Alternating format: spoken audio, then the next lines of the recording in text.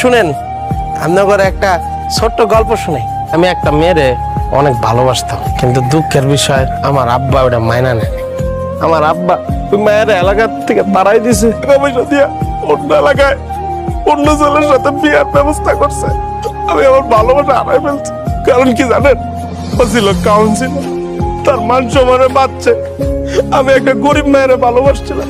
আমি যখন প্রতিবাদ করছি, আমার আব্বা আমারে 6টা মাস সিঙ্গল দিয়া পায়দা রাখছে, ঘরের মধ্যে আটকায় রাখছে। সবার কাছে কই বেড়াইছে আমি পাগল হয়ে গেছি। চুপ কর, আমার আব্বা আমার জীবনটা নষ্ট করে দিয়েছে। চুপ থাক তুই। চুপ করবো না আমি। 2 দিন পর এই এলাকায় আরেকটা পাগল জন্ম নিব।